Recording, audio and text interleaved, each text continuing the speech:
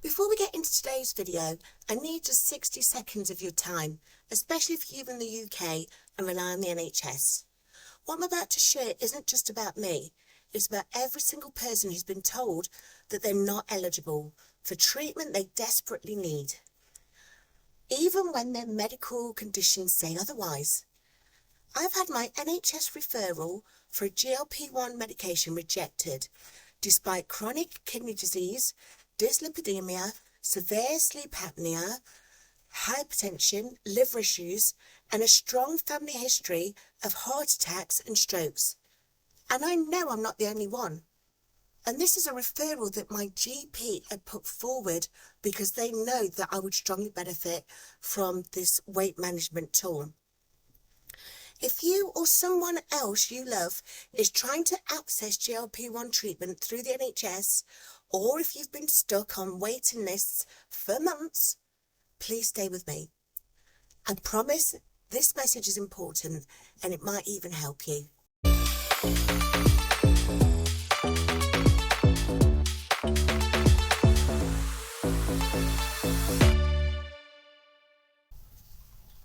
Hey, it's me, Jo, and I'm less excited to be here today, frustratingly. Yes, Miss Mary. I'm going to be reading from a script today because I need to keep my frustrations in check. No, but I want to get out all the things that I need to say today. So you'll notice that I'll be reading from a script. I love coming on here and sharing progress, wins, science and encouragement with you all. But today, I need to talk about something really important and honestly something that's been weighing on me. This video is especially for anyone in the UK who relies on the NHS and is trying to access GLP-1 treatment through the weight management program set out by the NICE guidelines. Because what's happened with my referral, it isn't just my story, it's becoming far too common across different ICBs in England.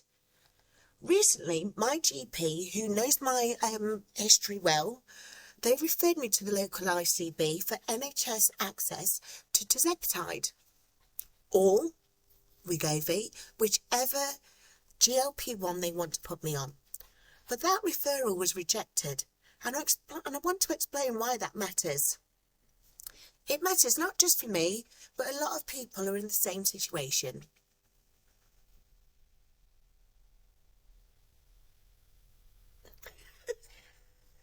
Well, I'm trying to record.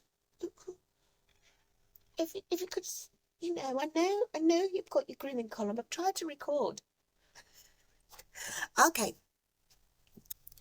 I've lived with chronic kidney disease from glomerulonephritis since 2011. What that is essentially is the filters in the glomerula in my kidney, they are inflamed, and because they're inflamed, there's been blood found in my urine since 2011. Since 2021, there's also been albumin found in my urine. So I am now I'm now on the chronic kidney disease stages. I've lived with dyslipidemia linked to liver issues, severe sleep apnea, hypertension, sinus tachycardia, and a strong family history of heart attacks and strokes. I was also pre-diabetic until I began privately funding tirzepatide myself. Despite all of this, my ICB rejected the referral on the basis that I don't have type 2 diabetes and I don't have confirmed heart failure or ischemic heart disease. Here's the issue. That interpretation is stricter than the NICE guidelines. NICE guidance generally says BMI over 40, well I'm 44, or 35 for some ethnic groups. Again, I'm still BMI 44. Weight-related comorbidities, and for those with type 2 diabetes, GLP-1s may be offered when other treatments aren't working. Well, we'll scrap the type 2 diabetes because that's not relevant in my situation.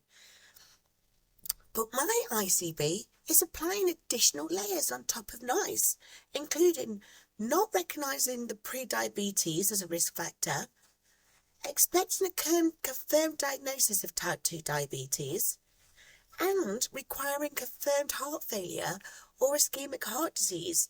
So even when my GPs are working with the cardiologist and arrhythmia clinic to try and establish whether I have in fact got a serious heart condition, but the sinus tachycardia was too prevalent and the uncontrolled hypertension was too uncontrolled, they couldn't get a reading. One thing they did confirm was that I had left ventricular hypertrophy, which is heart disease. That's what NICE requirements ask for. But with my ICB, they're asking for something so much more. Even when other serious conditions like my CKD, my dyslipidemia, the sleep apnea, and the long-term inflammation already place people like me at high risk. This isn't about blaming anyone. It's about shining a light on a very real gap between national guidance and local interpretation. And it's not just me. Across the UK, patients are finding that ICBs applying different thresholds, different rules, and different interpretations of the same NICE guidelines. But here's something every NHS patient needs to know. You, yes you, have the right to ask your GP for a referral to a different ICB. If your GP supports your case, but your ICB is applying unusually strict criteria, you can request alternative commissioning. And this is part of your NHS patient rights, and it's completely valid to ask. This is especially important now that the original plan to expand GLP-1 access across Tiers 3 to Tiers 1 in 3 years has quietly been extended to 12 years. And many patients who do get accepted are still waiting on waiting lists of longer than 6 months, even for their first appointment. And at that point, they may not be referred for the initial treatment. They may need additional hurdles to jump. In the meantime, patients like me and families like yours are left carrying the emotional, the physical, and the financial burden. I will always require a GLP-1 because my conditions are inflammatory and long-term. So that metabolic health, the issues that I'm suffering from, they're issues that are long-term regardless of what my weight is saying on the scales. If semaglutide provides, it does prove to offer similar protective benefits to tirzepatide, and therefore I might switch to Wegovy. I might even be prepared to have the orforglipron, that daily pill. Anything that can be funded through the NHS rather than me trying to find the funding for it while I've been marked off as medically unfit to work. Do you see the dichotomy? If only my ICB would.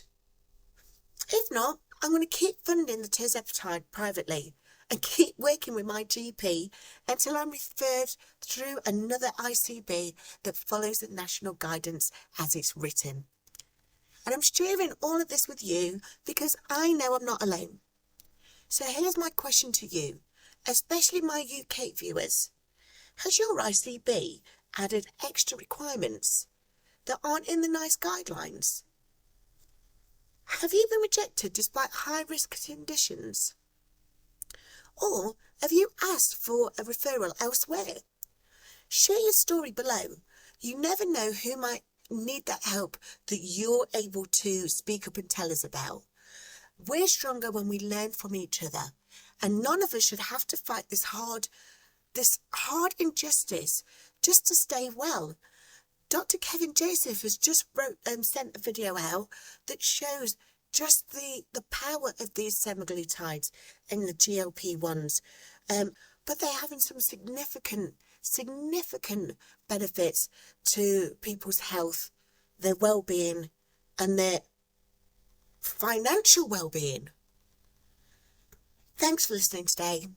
I'm sending you lots of positive vibes and good energy for the coming week. Until then, sleep well, slim down, and I'll see you next time.